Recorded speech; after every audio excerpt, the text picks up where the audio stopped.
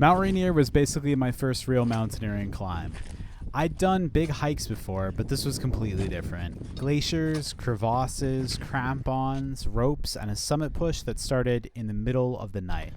Last June, I joined RMI's 6-day Emmons Seminar, where we spent a couple days learning and practicing mountaineering skills before attempting the summit. It became one of the most challenging and rewarding experiences I've ever had. This was day one of our journey, where we would be going 6.5 miles, 3,600 feet up, and we had 50-pound packs on our back.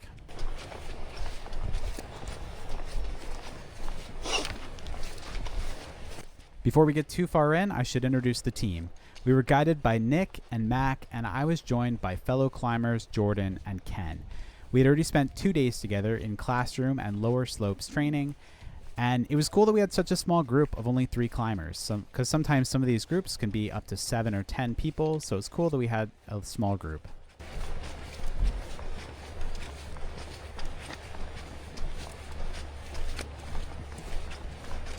I want to give a special thanks to Jordan. Without him, this video would look a lot different. Maybe a few pictures, some videos, and a lot of commentary. But he captured some great footage, and so basically you'll be seeing his footage all video long. So it's from his perspective. I am, of course, 2 people up with the green sleeves and the green sleeping pad on my back. And here's one of our first sights of Mount Rainier. It's visible from quite far away. Actually, I saw it as I was coming into Washington from the Oregon border.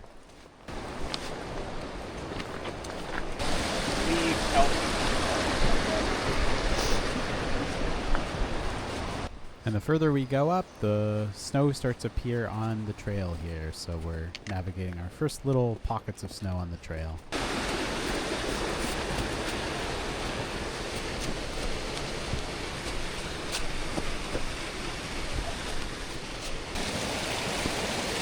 So just to talk about the route a little bit, we were doing the Emmons Route.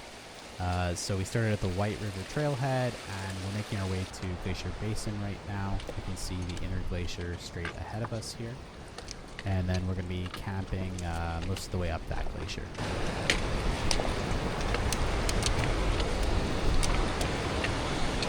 If you're wondering why our packs were at least 50 and sometimes 60 pounds, then here's why. I got all of this stuff into my backpack.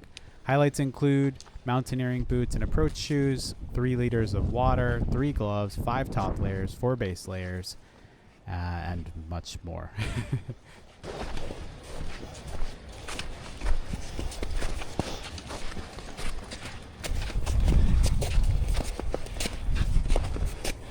Here we're getting a chance to move efficiently as a team and try to kick in steps and walk in each other's steps.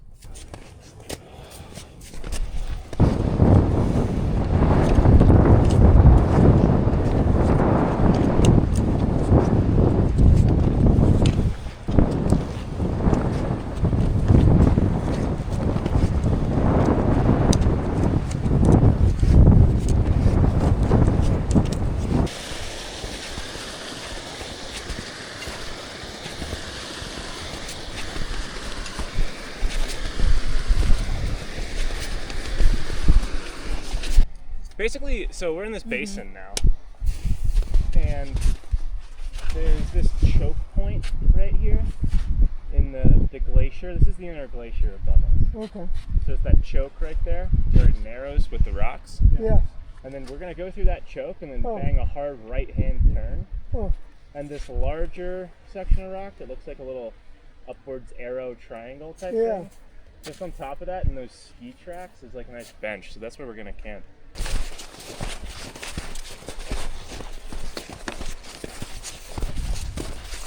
Okay, so we're fully in the thick of it now, in the glacier basin.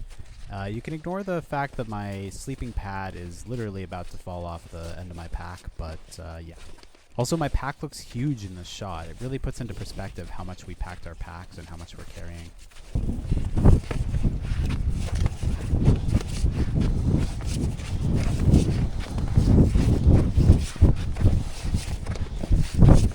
More chance to practice good technique here, kicking in steps and following each other's footsteps. And we're starting to get a little bit of an incline going on here.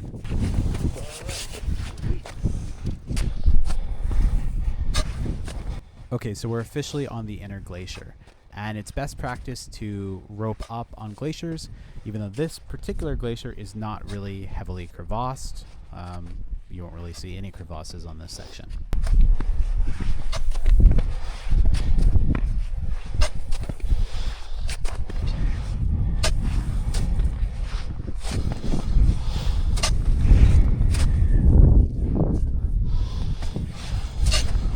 To me, this is where things began to get a little bit scary.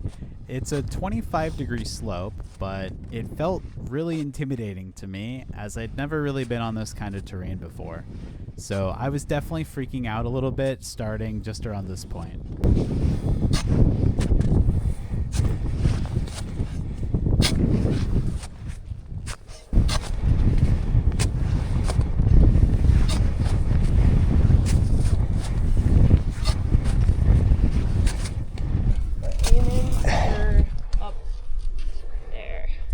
Right up there, on the other side of those rocks. Cool. All right, this is where we stopped for the day at 7,800 feet, and you're already getting some pretty views up here. You're already quite high up, and so, yeah, kind of took in the scenery here a little bit. I got this really cool photo of our tent set up, and the clouds are just blanketing the horizon. Yeah, well. Day 2, we were climbing up to Camp Schurman, 2,000 feet gain, again with our 50-pound packs, and only about 2 miles. It was kept intentionally short because we have to get up very, very early for our summit push tomorrow. Nothing left around camp? Nope. Doesn't look like it. Sweet. Go ahead.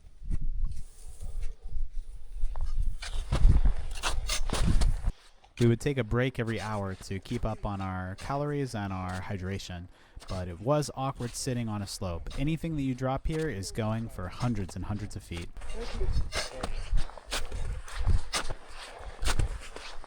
All right. Woo, I did not expect it was going to be that warm in the Shirley. Good work, Jordan. What? Good work. Likewise, guys. Awesome job. Thank you. We're just going to go around here. Yep. Right around there. Okay. One of our first looks here of the heavily crevassed upper mountain. We're just navigating around the kind of rocky steamboat prow here to get to Camp Schurman. The ridge that defines the side of the Wilson. So, yeah, we're just crossing Curtis Ridge. Nice. Nicely Tends to done. it.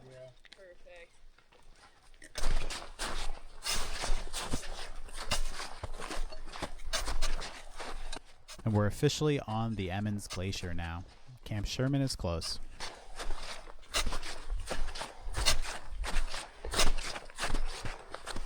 Ken is admiring the flora and fauna.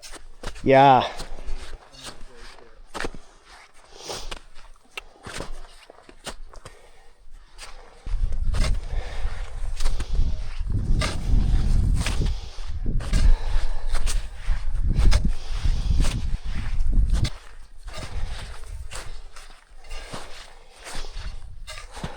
You can see we're starting to get pretty high up here. And as we got further up, it was more important to be pressure breathing, where you forcefully exhale to get all of the air out of your lungs to prevent any stale air from accumulating. Then you take a deep breath in to get all that oxygen in.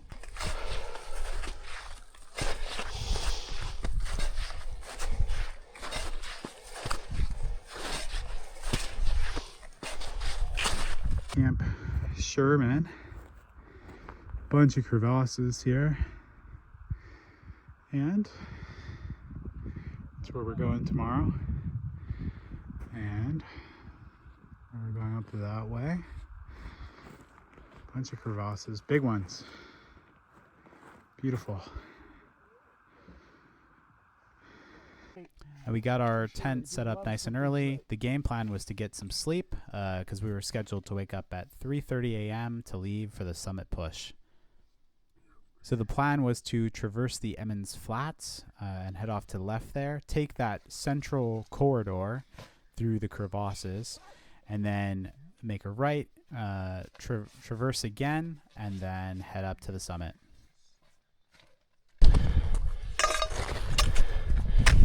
Today was the biggest day by far. 5,000 feet gain and loss, starting from 9,400 going up to the summit at 14.4. Estimated time of 12 hours round trip. We did get to leave some stuff back at camp and have lighter packs though. We're taking a break here after making about 1,000 feet of progress and watching the sunrise.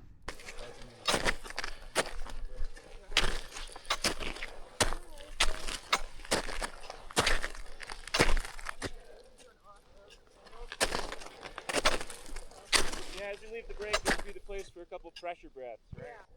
So this is when it definitely started to get scary. Towards the top of the corridor, we had a steady 35 degrees, maybe a little bit of 40-degree terrain, and I was terrified. The stuff from day 1 and day 2 all of a sudden didn't seem so steep anymore, and this was pretty intimidating. So, and it made me start to think, oh, have I signed up for too much? What have I done? But, you know, one step at a time, and we were slowly getting up the mountain.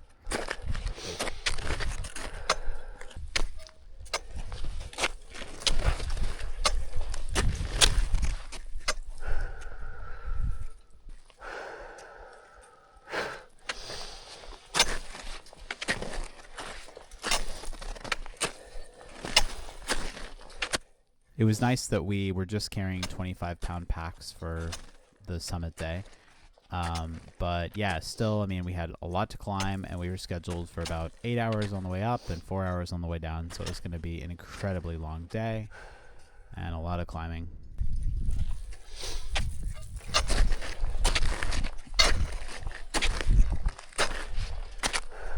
And we're starting to approach the top of the corridor and ready to cross over to the traverse.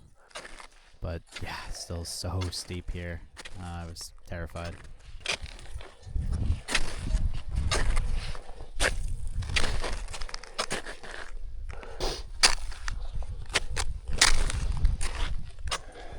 You can see some of the giant crevasses that we saw from far away earlier from Camp Schurman.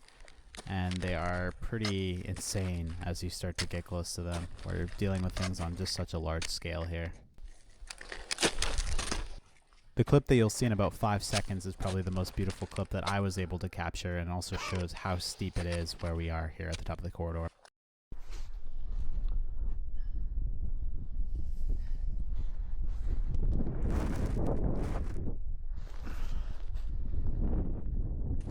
One of the guides took this incredible photo of me, also with a similar background.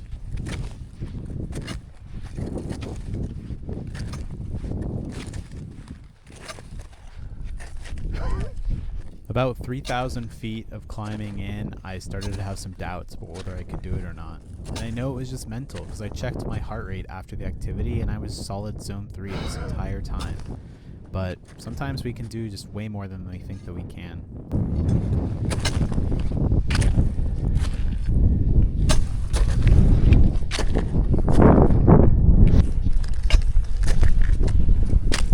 Okay, so we're on the traverse now, and you can see how steep it is on the right-hand side, which you would slide straight into crevasses. So this is the highest fall risk on the entire route. So we did this in a protected manner. So you'll see Nick is driving a stake into the ground here to serve as an anchor as we go through this section.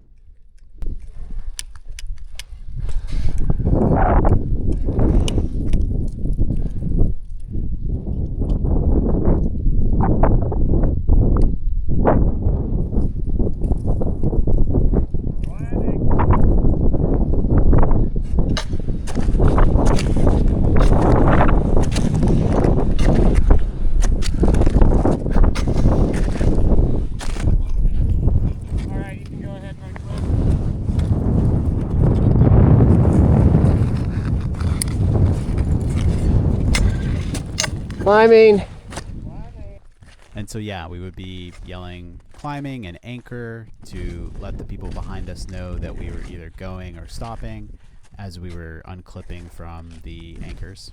It's not that deep. It is freaking So this is a peek into the Bergschrund, and this is where the glacier at the very top kind of peels away from the mountain. So these can create crevasses that are insanely Nice. deep, but just kind of impressive to look at. Yeah.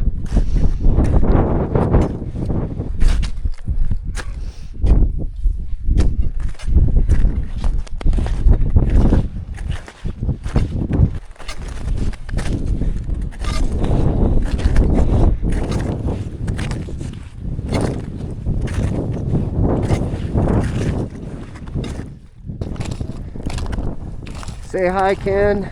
Hey! Congrats. Woo! Congrats.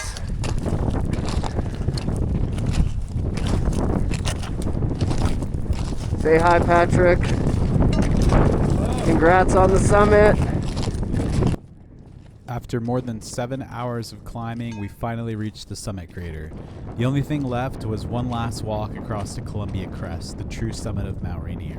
I was incredibly happy to be there, but more than anything, I felt relieved. We had made it, the weather had stayed with us, and I was standing on the summit of a mountain that had seemed almost out of reach when we started. For my first real mountaineering climb, it was hard to ask for more. So yeah, that wand is on the true highest.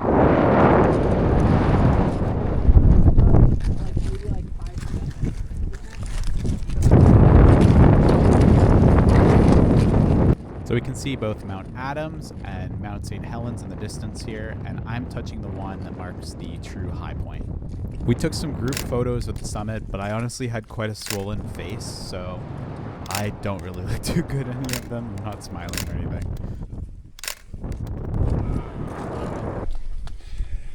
Well, We did it. shall We we? did.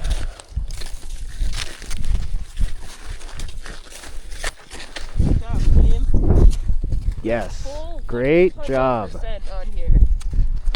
Whole team. Hell yeah. Whole team. No spin. Oh. However, reaching the summit was only half the climb. We still had to retrace the entire route through the upper glacier, back across the steep traverses, and down more than 5,000 feet to Camp Schurman. The descent was faster, but it still wasn't easy. By that point, we had been moving for hours. The sun had softened the snow into slush, and every step felt harder on tired legs.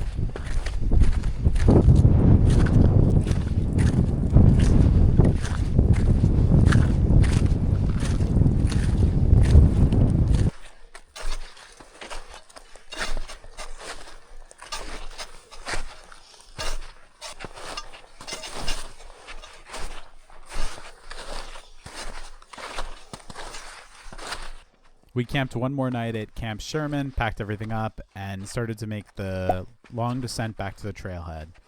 Another 5,000 feet of descent.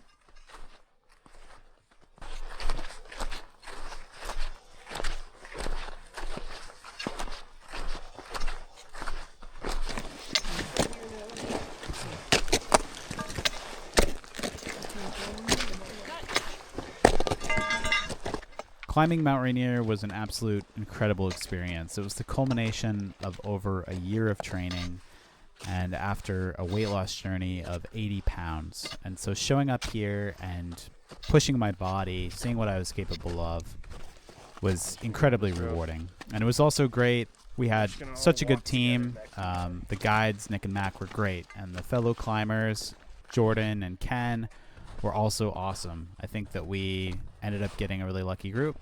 I hope to stay in contact with them and maybe do some stuff in the future.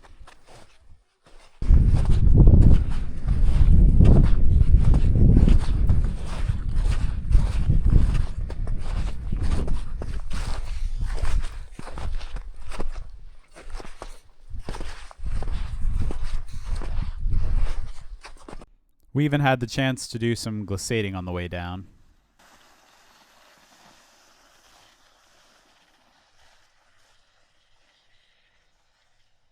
If you made it all the way to the end, then thank you for watching. This was a really rewarding experience, and I'll definitely be doing more mountaineering stuff in the future. So if you want to see that, subscribe and follow along. Thanks, guys. Bye.